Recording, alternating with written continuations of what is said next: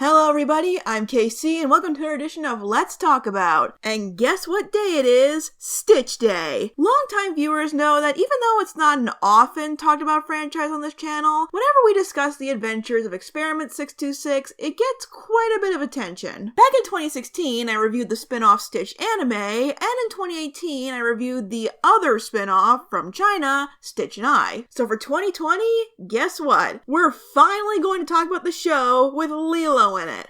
It's about damn time. Let's talk about Lilo and Stitch the Series.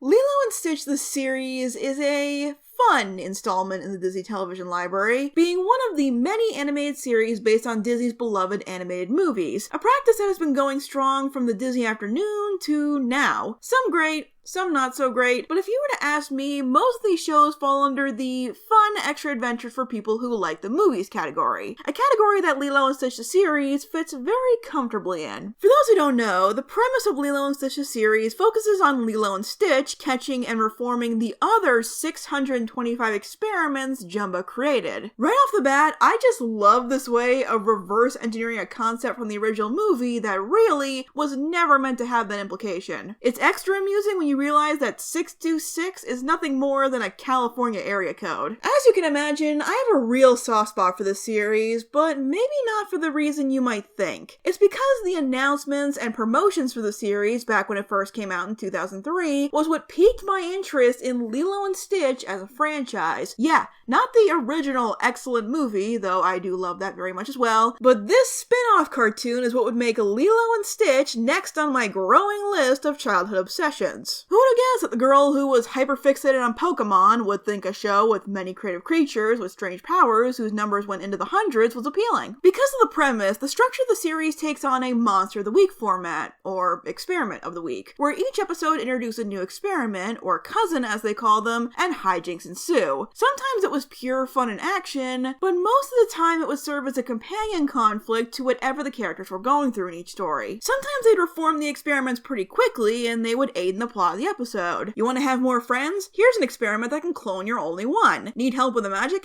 act? Find an experiment that can make things invisible. Want a great baseball team? Bring a cousin that can hit things really far and looks like a pterodactyl. Okay. But most of the time, they were a big point of transgression for the alien fam. Entering a trivia night to prove you're smart? Here's a cousin who makes people dumber. Want to help someone competing in a boat race? Too bad, because an experiment that literally sinks ships is loose in the water. Trying to hide your alternative lifestyle from your traditionalist family? Well, guess what? We brought home a living lie detector. Most of the episodes are stuff you see in literally every other cartoon out there, especially in the 2000s, but there are a couple of factors that make this show a bit more unique, the biggest of which is all of Stitch's cousins. Like Stitch himself, all the experiments have very creative, appealing, and distinct designs. Most of them share design elements with Stitch, like some similar toes, ears, spots, and eyes, creating a sense of cohesion among the Sohana that help you easily buy that Jumba made all of them. With each one serving a specific function, their designs tend to highlight bits that help make them not only look familiar, but unique. For the most part, you can tell what each experiment is capable of just by looking at them, unlike the Swiss Army knife of powers that is 626. From conventional monstrous ideas like transforming into someone's worst fears, or causing natural disasters like earthquakes, or forms of manipulation like hypnotism and wiping memories, to straight up weird ones like an experiment who eats hair, or pulls pranks, or double dips. Okay, I take that last one back. That is truly evil. There's also what I call the transformation functions. These ones tend to stick out to people because of how weird they got. Experiments that could turn characters into things like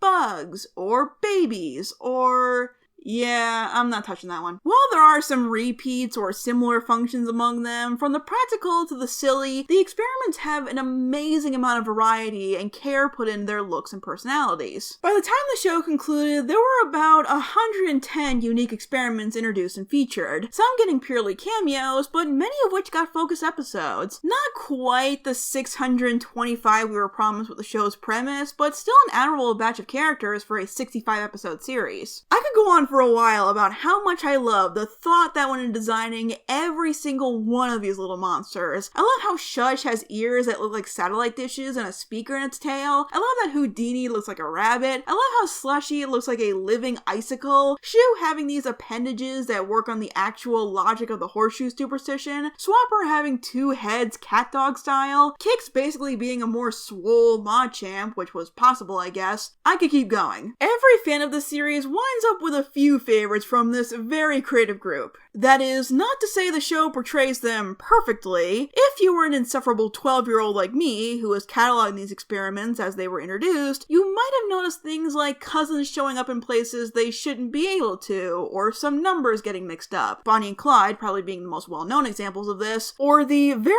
odd realization that not a single one of the experiments introduced in the series is a number in the 400s. But the biggest fault when it comes to all these added cousins is not really with the show itself, but that Disney never really capitalized on them. I know that Disney having merch for their TV shows isn't very common, and it definitely wasn't in the 2000s, unless you were Kim Possible, but like I joked, this is basically American Pokemon. You've been given this series that offers up tons of new characters who share traits with what turned out to become your new merchandising juggernaut, and you don't take advantage of that? Oh, there was an odd action figure set or collectible here and there, and in the last few years, they have embraced Angel in their regular merchandise, but that's not much. Don't get me wrong, I love Angel. A lot of people don't, but a lot also do, including me. But I love these little guys a whole lot too. And I would love to have a plush toy of Sparky or Richter or Finder. But unless you live in Japan, where they did take advantage of this merchandising opportunity, or want to pay insane prices on eBay for the few plushes of the other cousins that exist, you're out of luck. Even the custom market doesn't seem that large. Sorry for the rant there, but that has bothered me for so long, and I feel like I'm not alone here. Well, even if Disney didn't tap that potential, the show itself did. The experiments are a sea of personality and creativity who really feel like a natural extension of Lilo and Stitch. They would help it evolve into a franchise and become an essential piece of the world as this franchise went beyond this one series. But this show not only does a great job introducing the new experiments, but builds on the foundation of what the original movie already gave them. Seeing this new found family dynamic established in the show really feels like the perfect next step from that little epilogue we got in Lilo and Stitch. Getting to see how these characters live everyday life as a family that only just properly formed right before their original story ended is one of the most appealing things about the series to me, and it might be where my eternal love for the found family trope started. That's up for debate though. Remember that little dome they built on top of the house at the end of Lilo and Stitch? That's Lilo and Stitch's cool new bedroom. It's got a space elevator and everything. But what about Lilo's old room? That's where Jumba and Pleakley are bunking. Watching Lilo and Stitch be constant partners in crime and best friends, Jumba continuing his evil genius work, and Pleakley expanding his enthusiasm for her studies and really embracing the female disguises are such amusing and fitting continuing paths for these characters that their stories almost feel incomplete without this show at this point. However, I have heard some people take issue with how the characters are presented here, that it's a watered down portrayal because it's not as emotional as the movie. And yes, the family doesn't have nearly as many hardships as they did before, but I always felt that was kind of the point. In the movie, Lilo and Nani were struggling with losing their parents and finding a way to stay together, and Stitch was trying to discover how to live his life. In the show, they've created a new normal. They're not a broken family anymore. This family may be an odd and unconventional one, but it works and fits for all of them. Something the show reinforces over and over again. And it's not like all their problems disappeared when the credits on the first movie rolled. Lilo is still ostracized by her peers, even more viciously in the show in my opinion, and while Nani slowly gets into a more comfortable place in terms of job security, they are far from financially stable, and trouble with work and money are common hurdles to overcome in several episodes. Heck, one of the few episodes without a new experiment is about when they keep running into debt because of Stitch's destructive nature. There's even a couple of episodes where Lilo has to deal with not having her parents around anymore. Not as many as I'm sure people would have liked, but they are there. Their lives are far from stable and well put together, but because they were able to form a new support system, it doesn't eclipse every moment of their lives. I think this series is a good example of the benefits of continuing a story beyond its main conflict. A typical movie narrative is about a point in time in a person's life, maybe the most difficult time that they have to overcome. And in most of them, especially family films,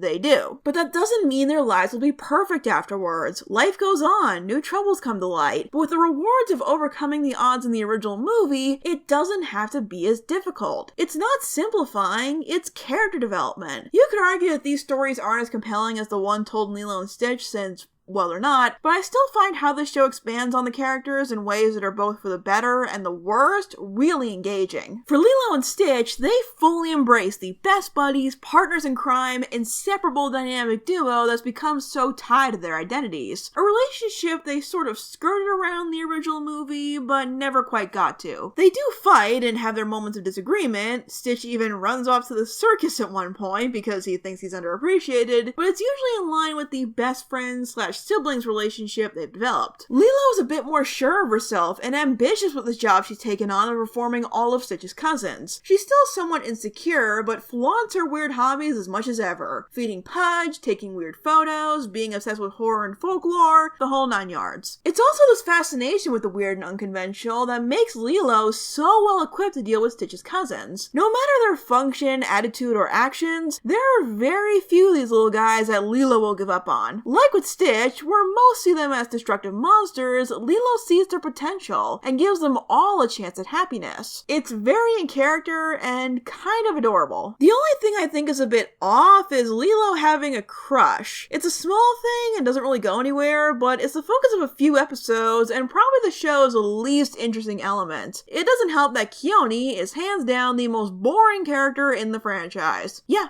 I said it. Stitch is Stitch. As I said before, it's really tough to screw up his character, but getting to see him on the other side of Reformed is really delightful. He's still destructive and short-tempered and a bottomless pit when it comes to food, but also loving and protective of those he cares about. There's also the fish out of water aspect on full display here, since Stitch is now living day-to-day life on Earth willingly. So Lilo introduces him to all sorts of things, but usually on a more emotional, lesson of the week level than Earth routines and customs. We have Jumbo and Pleakley for that, especially Pleakley. The antics he gets into with discovering and indulging in Earth pastimes are usually the icing on the cake for most episodes. His enthusiasm for our primitive ways and constant distress at the aliens wreaking havoc usually skirts just on the razor's edge of Flanderization, but never goes too far. It always feels like that nice blend of well-meaning but tone-deaf that makes Pleakley Pleakley. Though it's kind of hard for me to tell if Pleakley's cross-dressing has aged really well or really poorly. It's commonly joked about on the show, but he's still so enthusiastic about it. It's perfectly comfortable being called Aunt Pleakley, and in terms of the deception conversation that's often front and center with these portrayals, it is a disguise, but no more so than Jumba posing as Lilo's uncle. From what I've seen, it seems to be taken the same way that James from Team Rocket is. A character who is flamboyant and indulges a bit in coded stereotyping without ever having to confirm anything, but was received positively by fans because they're just so gosh darn charismatic. For the most part, Pleakley seems to be celebrated in the LGBT+ community, but there's surprisingly little analysis on this subject when it comes to him. Barely any articles and no video essays I could find. Someone more qualified in this topic than me. Get on it. Either way, I've always loved Pleakley, and I probably always will. Jumba, meanwhile, has something of an arc over the course of the series. A very small background one, but it's there. Where Pleakley is ready to completely divulge in the wonders of Earth, Jumba isn't thrilled about this exile. He keeps to his old ways, tinkering and experimenting on all sorts of things, not to mention constantly laughing maniacally. But Jumba begins to appreciate this family he's found himself with, and even starts to value it more than his work. From episodes like Asteroid, where Jumba takes a chance that Earth is doomed to try and go back to his home planet, but in the end gives up that chance to save the Earth and his new home, to ones like Ace, which is mostly a glorified clip show, but has Jumba learning to appreciate the family who accepts him for who he is, over the evil genius organization who thinks he doesn't measure up to their standards. Jumba never gives up his eccentric evil genius ways, which is another source of comedy, and watching Jumba test inventions in this little Hawaiian shack is always fun, but like his creations, he's somewhat somewhat reformed, earning real love and friendship that he often reciprocates, especially with Pleakley, who he forms this odd couple thing with that, again, was only lightly touched on in the original movie. It's the best, and I love it. But not everyone changes for the better in this series, because we've got a nice batch of villains, including former Captain Gantu, which is once again another way of expanding on a small detail in Lilo and Stitch. He was fired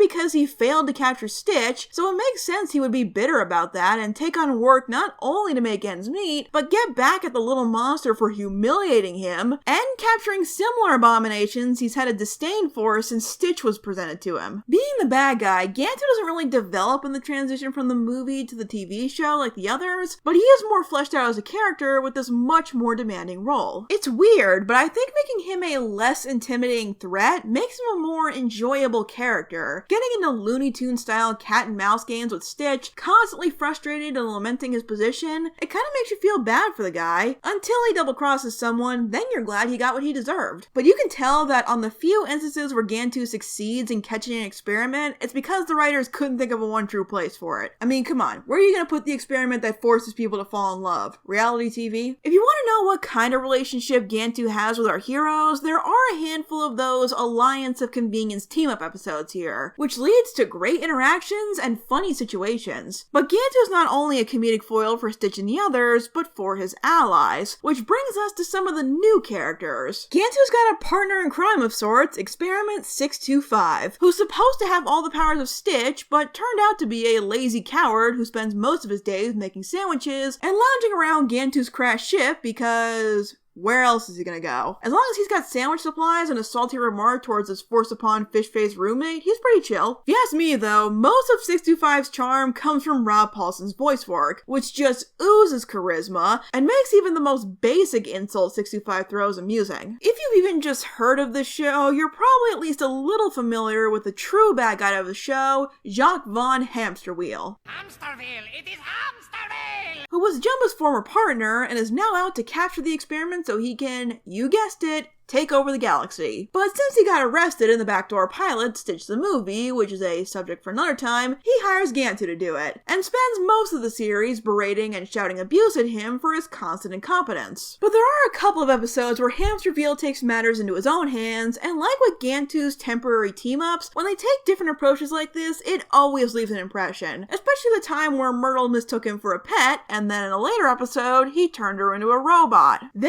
had a very weird connection that I was kind of into, and I'm sort of sad they never went anywhere with it. And since that's pretty much all the major characters, and I don't really have a clever way to transition into this next point, let's go ahead and talk about the technicals. From an animation standpoint, I'd say this was the most polished of these movie to TV show continuations at the time. In the 90s, these shows were infamous for the incredibly noticeable downgrade from feature animation to quickly produced TV animation. But this and Buzz Lightyear Star Command being the first release in the 2000s, definitely saw a bit of improvement in this area. Buzz Lightyear generally seems to get a pass in this area anyway, because the change from 3D to 2D animation is easier to swallow. As far as Lilo and Stitch goes, there are some noticeable differences. The colors are a bit more saturated, especially with the characters, making them brighter than their movie counterparts, and the movement isn't as smooth, but it still very much gets the job done. There aren't many awkward movements or animation errors. They even keep up the watercolor look of the backgrounds all throughout, making it consistent with the franchise. Plus, the small island town of Kauai is a great location. Like with the movies, it gives the show a more unique environment to explore and live in. And as someone who also grew up in a small town, it was always kind of cool to me to see that fantastical galactic adventures could go down in such a humble setting. The voice work is top notch, and in my opinion, some of the best in this era of Disney television. There's an unusual read here and there, but for the most part, the characters read with such personality and enthusiasm that most of the joy you'll get from the show will be from the voice acting performances.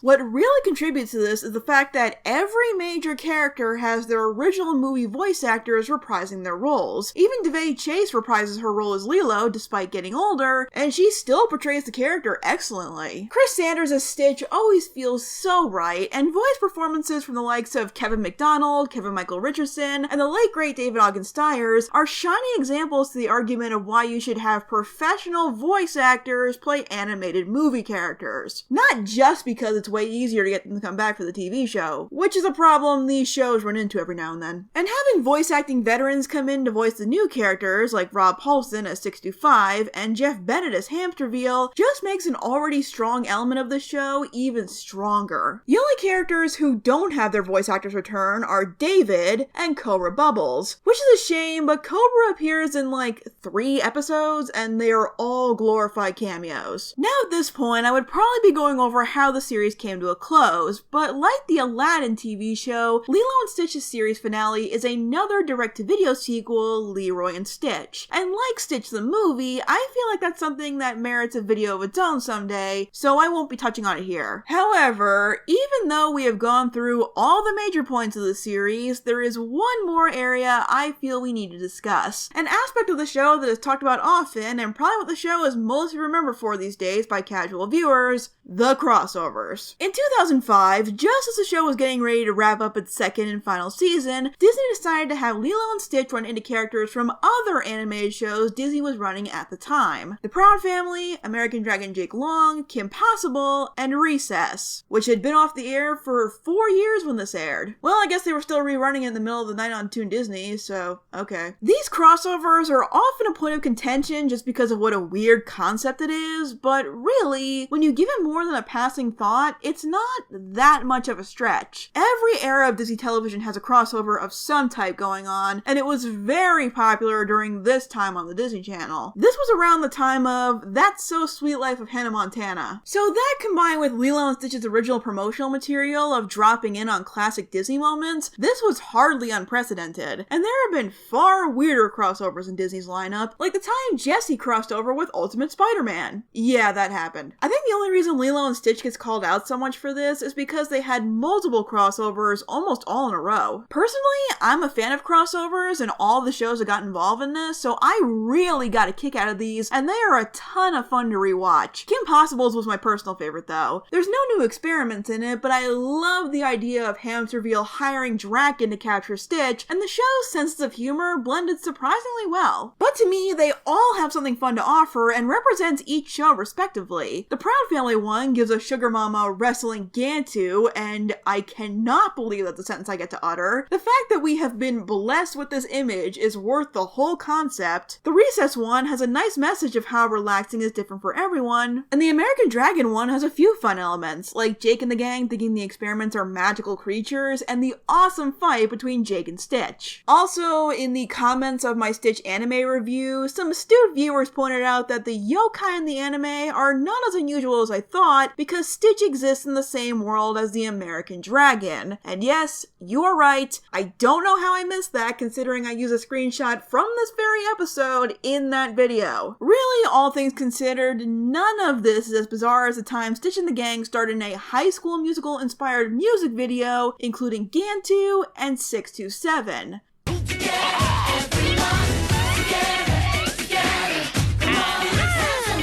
Yes, this was a thing, and I'm really surprised more people don't remember it. Well, overall, Lilo and Stitch the Series is perfectly serviceable, but probably nothing special in the Disney television animation lineup, but to fans of the original movie, it is a treasure trove of additional content and extra adventures. And as great as the original movie was, and again, it is great, I think the expansion this series brought has been the key to Lilo and Stitch's longevity. Even some of the best of these movie to TV show continuations are pretty disposable if you want to ignore them, but Lilo and Stitch the series has become so tied to what Lilo and Stitch represents to most people. Though most episodes are pretty standard cartoon fare when stripped down to its bare parts, the extra level of enjoyment came from placing this world and these characters into them. With presenting the characters in a delightful and tightly knit way, and creating dozens of new characters to get attached to. The animation and voice work are really solid and would show the improvements that shows like this from Disney would have over the next several years. Even the ones that weren't as well received were usually high quality in those areas. I don't know at this point if this is my favorite of these shows. Aladdin was pretty great when I discovered that a few years ago, and the Tangled series was so good, but Lilo and Stitch the Series will always have a place in my heart for making my love for this little girl and illegal genetic experiment undying. And with that, it's time to present my...